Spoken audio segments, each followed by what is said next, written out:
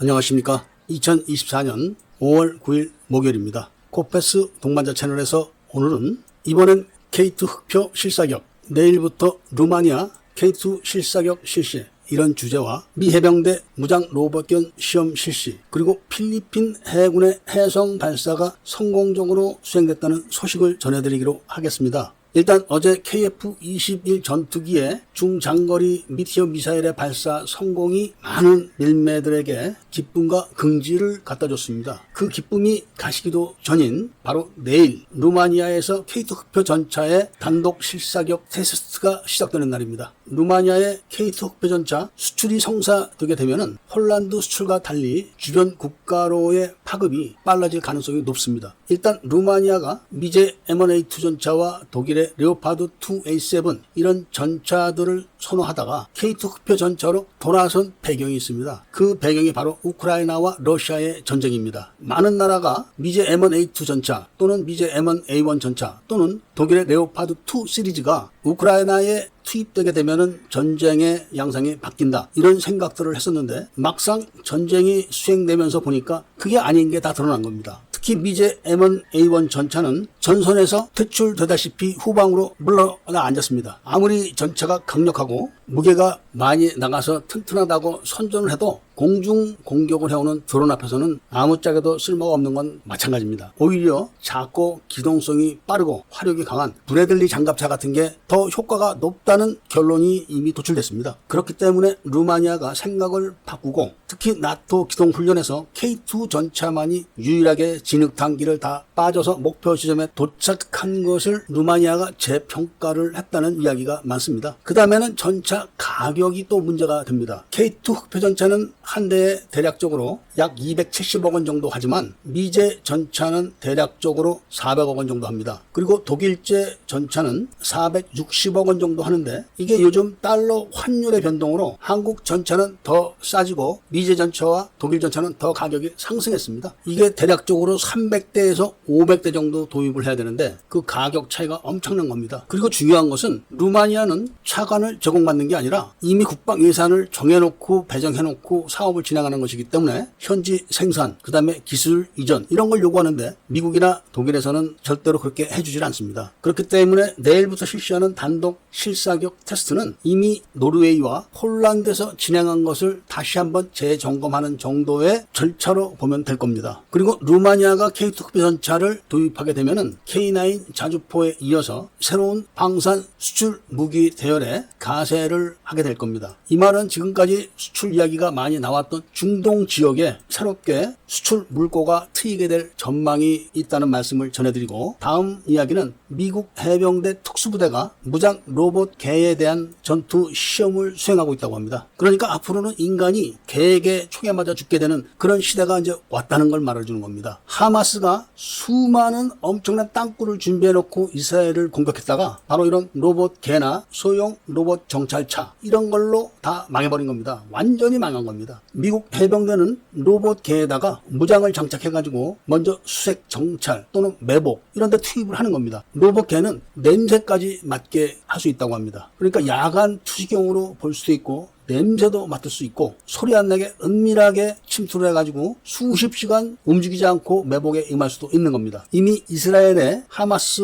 전쟁에서 많은 성과를 올렸기 때문에 미 해병대가 이걸 보고 최종적인 시험을 하는 걸로 보인다는 말씀을 전해드리고, 다음 이야기는 필리핀에서 미국과 필리핀, 프랑스 함대가 합동 훈련을 하면서 필리핀의 호위함, 그러니까 한국에서 도입한 신형 호위함에서 한국산 해성 미사일을 발사해가지고 표적하면 중국제 화물선을 명중시켜가지고 격침을 했다는 소식입니다. 지금 필리핀은 이 뉴스로 인해서 국민적 사기가 굉장히 올라가 있습니다. 그동안 중국이 얼마나 시달리고 얻어터지고 말 못하고 미국과 일본에 손을 벌려야만 했는데 필리핀 자국 군함에서 발사한 함대함 미사일이 멋지게 적 함정에 내리꽂혀가지고 중국제 표적함이 멋지게 명중을 해서 화염을 내뿜고 뒤이어서 또 한 발이 내리꽂혀가지고 격침이 되는 모습을 보고 열강을 한 겁니다. 이런 열강이 한국산 잠수함을 도입하게 되는 계기가 되길 바라면서 오늘 이야기를 마치도록 하겠습니다. 애국 시민분들과 밀매분들께서는 구독을 꼭 해주시고 좋아요와 알림 설정을 부탁드리면서 이야기를 들어주신 데 대해서 감사드립니다.